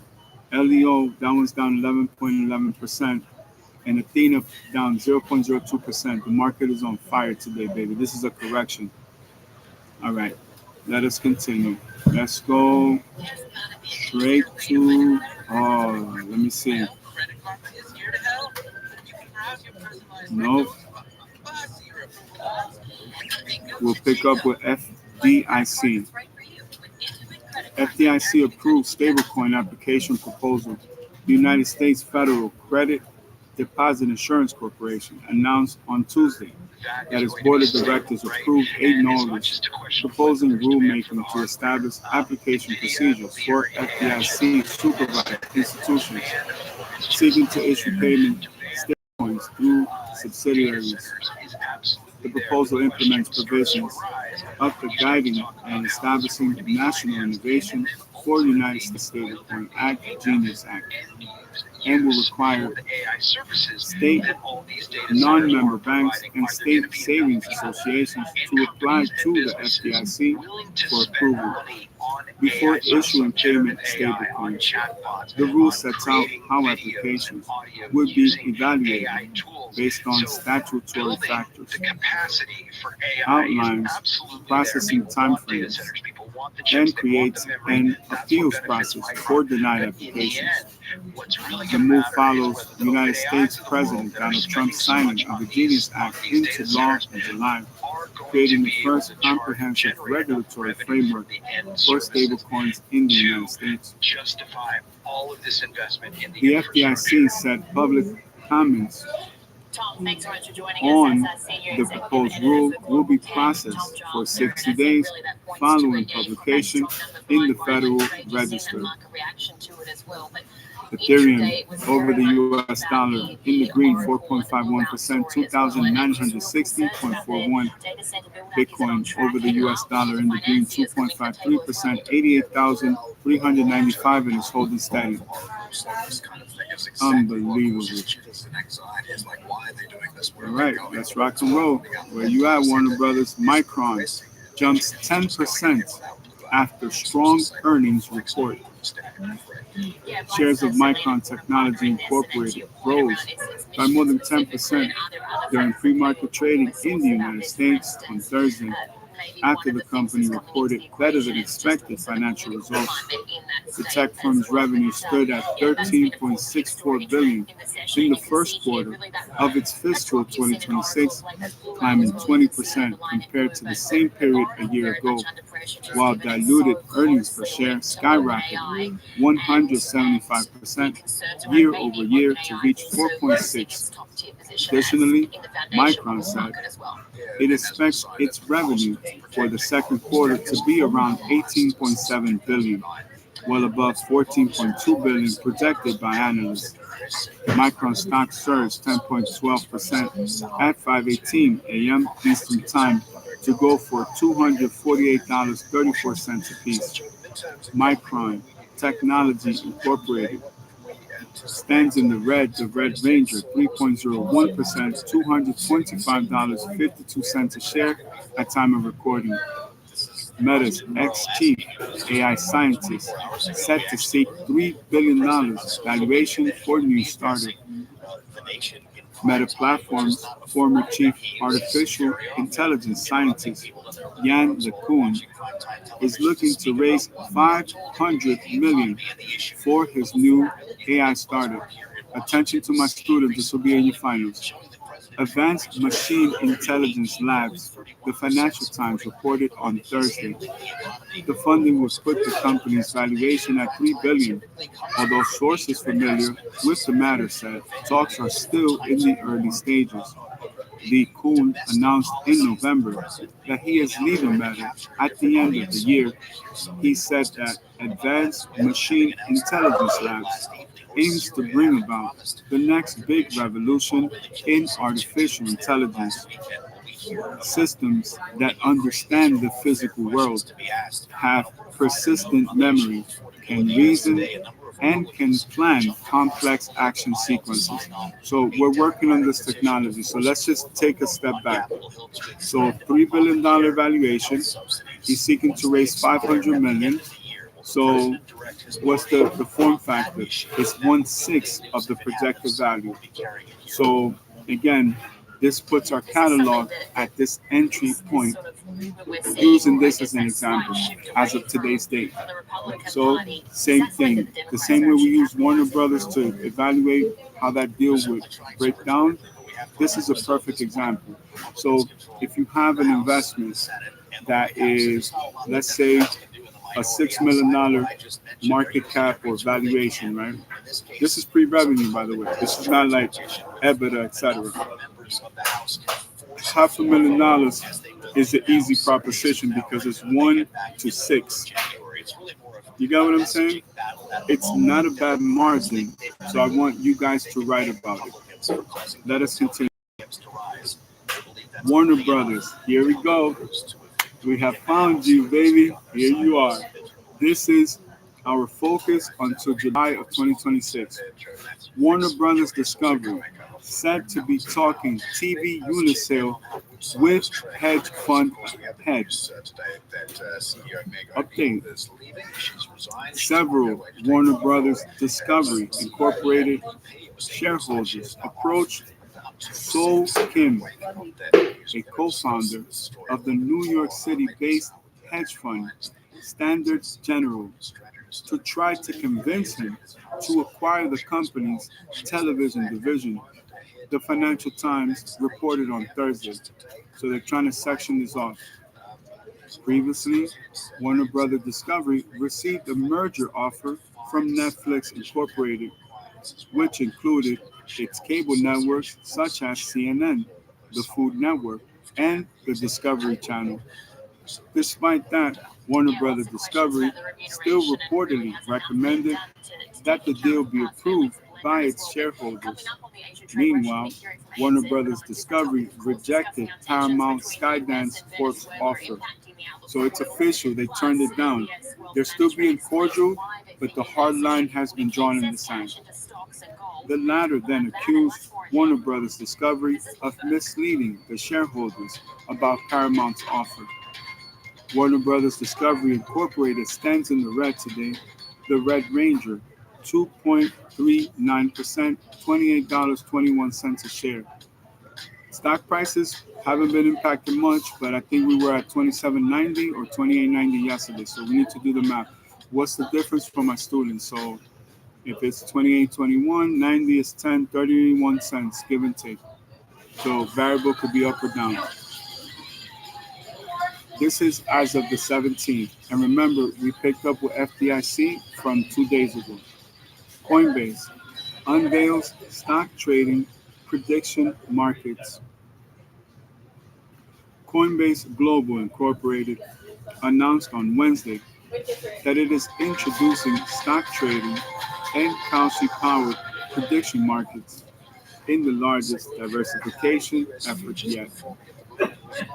As part of its bid to become the everything exchange, Coinbase said it is broadening the list of tradable assets to include novel cryptocurrencies, stocks, perpetual futures, and prediction markets. The main app will offer a simple interface to trade futures and perks, the ability to trade all Solana assets as soon as they're created, primary token sales, the global launch of the base app as an on-chain everything app, and general availability for Coinbase Business. The company's blog post said the company is also launching Coinbase Tokenize, an institutional platform aimed at tokenizing real-world assets, and Coinbase Advisor and artificial intelligence (AI) financial management consulting. Coinbase Global Incorporated stands in the Red Ranger, 3.33%, $244.19 a share at time of recording. As of the 17th, Salesforce to acquire Qualified. Salesforce Incorporated announced on Wednesday that it signed a deal to buy agentic AI marketing solutions provider Qualified. The transaction is expected to close in the first quarter of fiscal 2027 after securing necessary regulatory approvals. The financial details of the agreements have not been disclosed. Qualified was founded by former Salesforce executives and is already a Salesforce App Exchange partner funded by Salesforce Ventures. By integrating Qualified's agentic marketing expertise into Agent's Force, we will enhance our ability to offer autonomous pipeline generation and empower our customers their revenue streams with agent-first solutions that drive efficient growth. Salesforce Chief Product Officer Steve Fisher stated, Salesforce Incorporated stands in the Green Ranger, 1.27%, $258.14 a share. YouTube to stream Oscars from 2029. YouTube and the United States Academy of Motion Pictures, Arts and Sciences announced on Wednesday that the Google-owned platform will stream the Oscars for free globally starting from 2029. The ceremony will be shown on YouTube TV in the United States, partnering with the Academy to bring this celebration of arts and entertainment to all viewers all over the world will inspire a new generation of creativity and film lovers while staying true to the Oscars' storied legacy. YouTube CEO Neil Mohan stated, the Academy Awards, better known as the Oscars, have been broadcast by Disney-owned ABC in the United States between 1960 and 1971, and then again since 1976 until now. The network's contract with the Academy is set to end in 2028. However, YouTube managed to outbid several other offers, including Disney's, and is set to take over from 2029 until 2023. So 4 years out, really three, and then a 4-year contract. Wow, that's long-term investment right there. That's 8 years. Alphabet C stands in the red, 3.14%, $298.06 a share. Alphabet A stands in the red, 3.21%, 296.72 at time of recording. Amazon taps Peter DeSantis for AI leadership. Amazon CEO Andy Jassy said on Wednesday that senior cloud infrastructure executive Peter DeSantis will lead a newly formed organization overseeing the company's most advanced AI models, including Nova and its AGI team, as well as custom silicon development and quantum computing. The move comes as Rohit Prasad, a key figure in Amazon's AI strategy, plans to leave the company at the end of the year.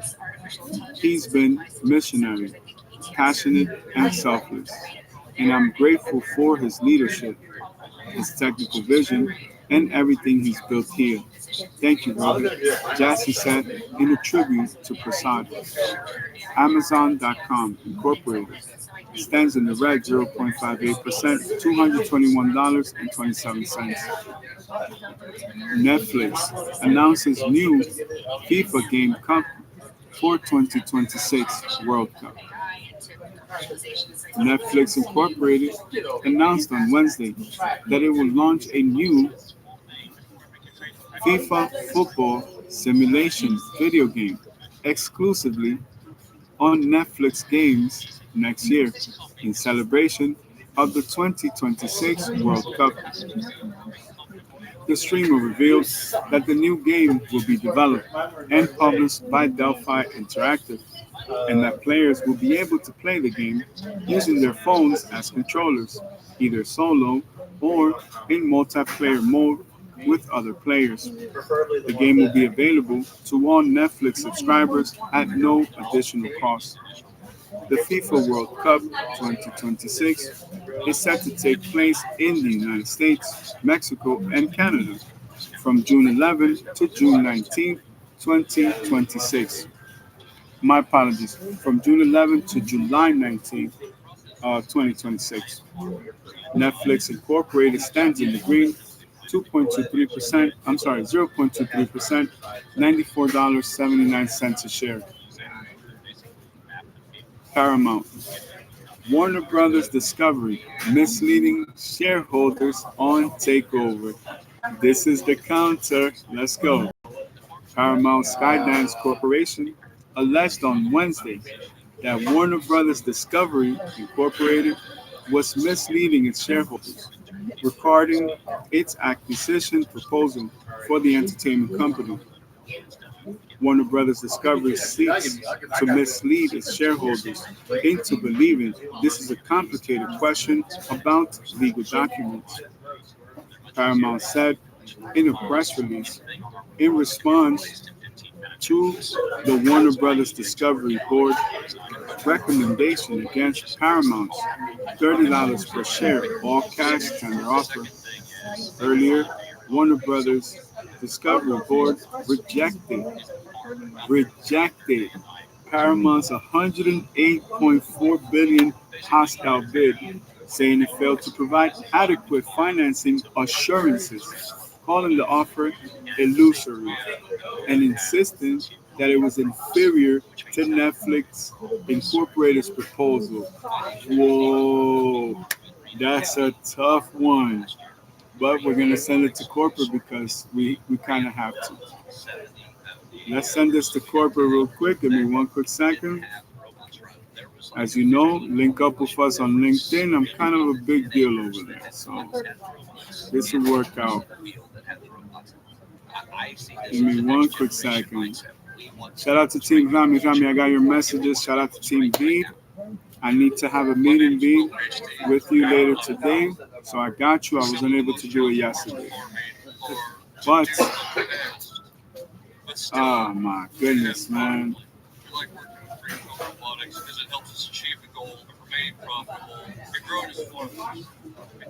Put this down in the timeline. Unbelievable, man. But that's what we were waiting for. That's what we were waiting for. Let me just type in. her when she's reading and puts his head on her knee. Right? That's unbelievable, yo. There's been so much concentration, of course, in the All Mag right, 7. let's send this to the Do entire you see that team. broadening out at all next year? What are your expectations around corporate earnings growth, but also the more US economy and how that feeds in as well to the outlook? Yeah, I think if we kind of look at what we've seen this year, there has been periods of high volatility. Today's one of those. Today's been one of those days, right? We saw global markets selling off and markets in Asia opening that way. But I think what we will see and what we have seen is we've seen strong earnings, right? We've actually seen the Fed forecast positive GDP growth. We're on track for some rate cuts in the U.S.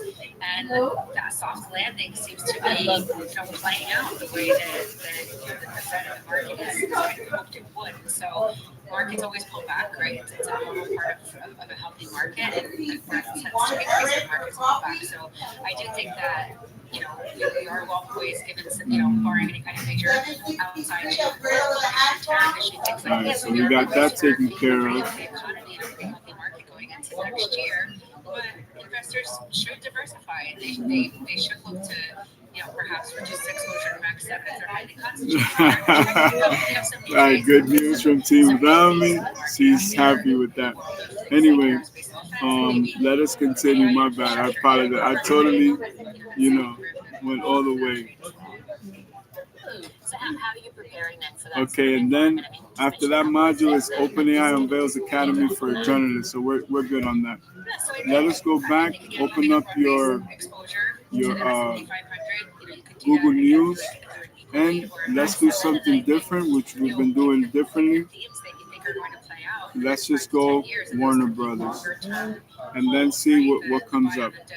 Because from what I'm seeing,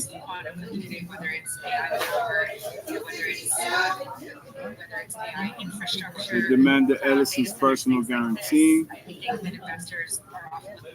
Superior, 10 hours ago, opinion, nah, nothing here.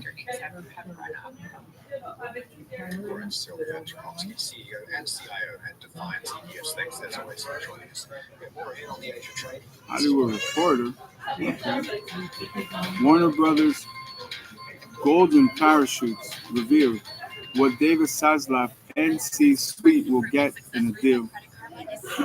The CEO stands to gain $567 million if a deal is sealed to sell the Warner Brothers empire, while longtime Lieutenant Gunnar Wittenfels will see $144 million in cash and stock considerations if a transaction closes by Mr. Eric Hayden and Mr. Alex Weprin. So let's do some profiles here. Please log on to HollywoodReporter.com for any other additional information, and thank you for sponsoring today's masterclass. Eric Hayden oversees business news for The Hollywood Reporter and edits the weekly print magazine's leading report section. He began writing and editing for The Hollywood Reporter in 2012, launched its flagship Daily Today in Entertainment newsletter in 2016, and created the data-driven THR charts section in 2024. He also writes and edits at the print journal Lyrics as Poetry. Priors include The Atlantic Wire, Time Magazine, and the iPad newspaper, The Daily. Very cool. Now, let's go to Mr. Alex Weprin, Senior Editor. Alex Weprin is The Hollywood Reporter's Senior Editor, Media and Business, covering finance, corporate strategy, and intrigue, sports, advertising, media, and the dynamically changing entertainment landscape. Before joining The Hollywood Reporter, Alex worked as a writer and edited at outlets like Political, Media Post, and the TV Trade magazine, Broadcasting, and Cable. So we want to thank you guys, both Mr. Eric Hayden and Alex Weprin. Very quickly, Executive editor for business is Mr. Hayden. Okay.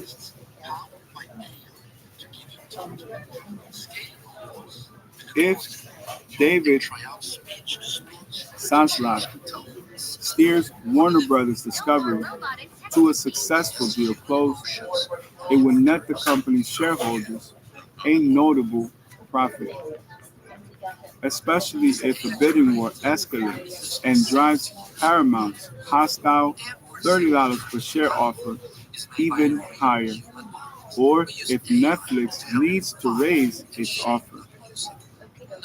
The CEO, whose studio empires had been trading below $10 at a share at one point earlier this year, sparked an auction with multiple suitors after David Ellison approached the company for a takeover offer after closing his $8 billion deal to merge Paramount and Skydance in August. So this is systematic. They've been doing this systematically. Okay?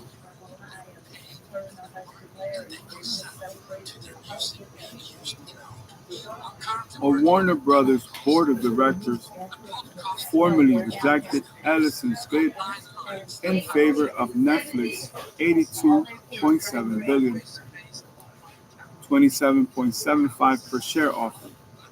The company also revealed in a regulatory filing how much the CEO and his C-suite stand to personally benefit if a transaction closes with any suitor.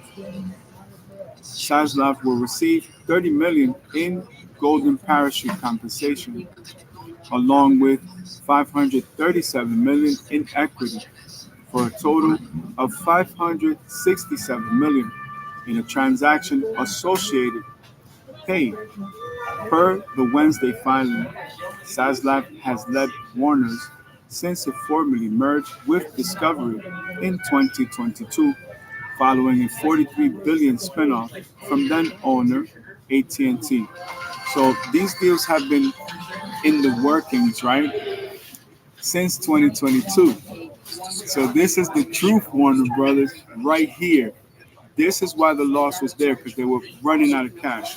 Now we know that today for my students and for my company. Now this puts the time frame, right? Because both mergers happened. This one was 2022, right? And then you have Paramount Skydance this year. So they're going in for the kill, right? Gunnar Wittenfels, the hazy, longtime lieutenant, current CFO, and soon to be CEO of spinoff from Discovery Global, which would house CNN, TNT, and more cable channels, will receive $5 million in cash and $138 million in equity.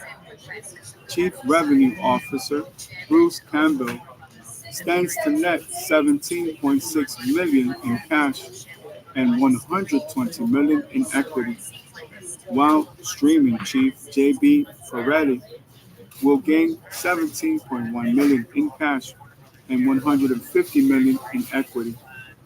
International chief Gerhard Zahler will see $11.3 million in cash and $83.9 million in equity. If a bidding war breaks out between Paramount and Netflix, Zaslav and his executives will see the value of their stock holdings rise accordingly. The filing indicated that the Ellisons had promised Zaslav a role as CEO and co-chairman worth hundreds of millions of dollars, with Zaslav alerting the Warner Brothers Discovery Board about the offer, which he said was not appropriate. So they try to go direct outside of corporate, and he did the corporate thing, ethically. The golden parachute compensation is in addition to the annual compensation for the C-suite of Warner Brothers Discovery. Zaslav earned $51.9 million in pay packages last year, while Weidenfeld saw a pay package of $17 million. Campbell received $19.7 million. Ferretti made 19.7 million and Zyler made 14.8 million per an April filing in 2024 pay.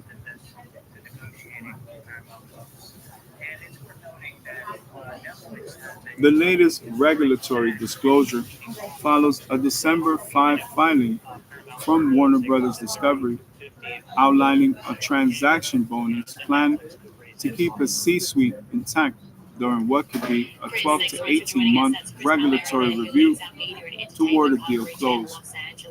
That will create a fund in which designated employees may receive a cash bonus from a pool of 38.7 million if top execs stay until a buyer seals the deal to own Warner Brothers assets. As of today, that buyer is Netflix. Samuel A. DiPiazza Jr., chair of the Warner Brothers Discovery Board of Directors, said of Ellison's bid. This offer once again fails to address key concerns that we have consistently communicated to Paramount throughout our extensive engagement and review of their 6 previous proposals. All right, so it's not bad at all, but we thank you for that, and that's it. That's all we have for that. So we'll take a quick pause at the markets, and of course we'll get back to that when we get back to the office. But for now, we're gonna do a quick moment of reflection because this has been the breakthrough. To be honest, give me one quick second.